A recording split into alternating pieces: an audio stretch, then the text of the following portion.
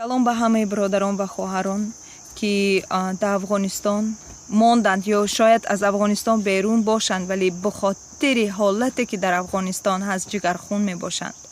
ман ҳамин қадар ҷигархун будам, ин қадар дар дуо дар гирияву нола будам, вале ба худоро дидам ва худованд дар мазомир дар ман калом дод ва дар мазомир 146 мегӯяд: худовандро сипос бод, эй ҷони ман худовандро ситоиш кун. то замоне ки зинда ҳастам худовандро ситоиш хоҳам намуд. то вақти ҷон дар бадан дорам барои худованди худ суруд хоҳам хонд. ба раҳбарони инсонӣ таваккал накунед. ҳеҷ инсоне наметавонад наҷот бидиҳад. вақти бимиранд به خاک برمیگردند و در همان روز تمام نفس‌هایی که کشیده بودند از بینی می رود. خوشا به حال کسی که خدای یعقوب مددگاری اوست. خدای ما خدای ابراهیم و یعقوب است، خدایی که تغییر نمی‌یابد، همون خدایی که معجزه‌کار بود و معجزه‌کار هست. خوشا به حال کسی که خدای یعقوب مددگاری اوست و بر خداوند خدای خود توکل می کند که آسمان و زمین را و دریاها و هر آنچه در آنهاست آفرید. خدایی که پیوسته به وعده های خود وفادار است. او به فریاد مظلومان می رسد و گرسنگان را سیر می کند و اسیران را آزاد می سازد. خداوندی ما به وعده های خود می رسد. و همینجا من کمی ایستاد میشم، ادامه می دهم، با مزامیر را می خوانم، ولی یک حالت زندگی من در یاد آمد.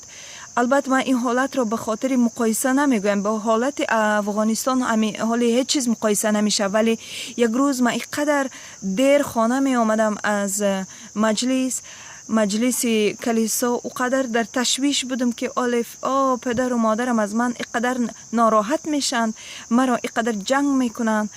ولی همین در راه که می رفتم دعا می کردم، خداوند به من یک چیزی واقع نشان داد. گفت که همین چیزی که امیدوار هستی همین چیز پیش تو می آید. چرا تو با قدرت خداوند امیدوار نیستی؟ واقعا گفتم ولو همیشه که دیر می آمدم خانه اینقدر سری من جنگ می شد، مادرم بسیار ناراحت می شد. درک می کنم، ولی بازم من می خواستم در مجلس کلیسا اشتراک کنم دیگه. همون جا در راه می رفتم، گفتم نه خداوند، تو خدای بزرگی من هستی، به سر تو من توکل می کنم. من همین حال دروغای شیطان را قبول نمی کنم که این رقم بد میشه.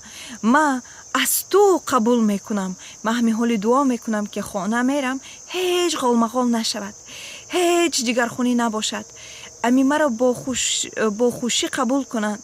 وقتی خانه آمدم، خانه را زنگ زدم، پدرم در را باز کرد، تبسم داشت، گفت دخترم آمده بیا خانه. اگر نه ناوقت بود. پدرم چیزی نگفت. داخل خانه شدم، گفتم مادر کجاست؟ گفت که مادرت خواب است. وقت خداوند او را خواب داده، براحت خواب کرده دیگه. به خاطر چی را گفتم؟ به خاطر او گفتم که شیطان به ما دروغ میارد دیگه، تمام این رقم او رقم میشه، ولی میفهمی راستی خداوند رقم نیست. اگر ما امروز به راستی خداوند توکل کنیم، خداوند میگه که میتونم تو رو نجات بدم در هر جایی که هستی. اگر فکر میکنی که طالب تو رو میکشه، طالب کی است در برابر خداوندی که زمین و آسمان را آفریده؟ هیچ. میتونه خداوند او را نابینا کنه. وقتی که یک لشکرهای هزاره لشکرهای دشمن آمد پیش پیغمبر الیشا، خدمتگار الیشا در ترس و بیم بود. آمد گفت الیشا چی کار کنیم؟ هزارها بر ضد ما آمدن. او گفت دعا کرد، گفت که خداوند همین چشم خدمتگار مرا واز بکن. وقتی چشمانش واز شد دید که والا گرد کوههای آنها پر از فرشته بودند. در یک لحظه همون 1000 نفر کور شدند. کور شدند و الیشا اونها رو برد مستقیم پیش شاهش، اونها رو تسلیم کرد. به همین خاطر من میگویم که به دروغ شیطان باور نکنه که چی رقم میشه. تا خداوند عمر داده، تا خداوند به شما عمر داده، هیچ کس آن عمر را از دست شما گرفته نمیتونه. پتروس رو وقتی که در زندان انداختن، فکر کردن که پتروس رو میکشند، ولی فرشته آمد همه دروازه های زندان را باز کرد. درست است، بالاخره پتروس رو هم کشتن، ولی او تمام وظیفه خداوند را به انجام رساند. به همین خاطر فقط روزی که خداوند برای ما مقرر کرده، همون وقت ما از روی زمین میریم. تو خداوند مقرر نکرده باشد، نه خود ما، نه اولادای ما، نه فامیل ما رنج نمیبیند، به خاطری که خداوند ما اینقدر قوی است که ما را محافظت بکند. و حالا ما در همین آیت را ادامه میتیم، همین مزامیر را، و خدا کنه که روحای شما قوی شود و از چیزی ترس نداشته باشد. شیطان با ترس شما را میخواهد که شکست بدهد، ولی وقتی که ما ایمان داریم، بحر و دریا جدا میشد. وقتی که ما ایمان داریم، کوهها از جایشان میجومند. وقتی که ما ایمان داریم، تمام اسلحه دشمن نابود میشد. وقتی که ما ایمان داریم، دشمن کور میشه، نمیبینه ما را. وقتی که ما ایمان داریم، دشمن دوست میشد. این رقم خداوند بزرگ داریم.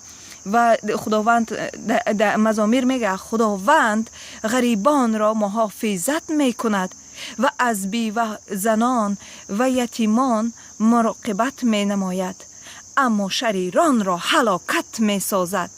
سلطنت خداوند جاودان است و خدای تو ای صهیون تا ابد فرمان روایی می کند.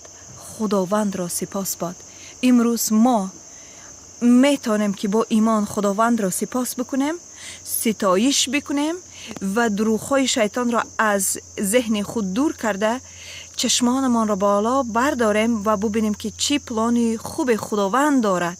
به همین خاطر خواستم که با همین کلام شما را امروز تقویت بدهم که کسی که زمین و آسمان را آفرید همراه شما است، شما را تقویت می‌دهد.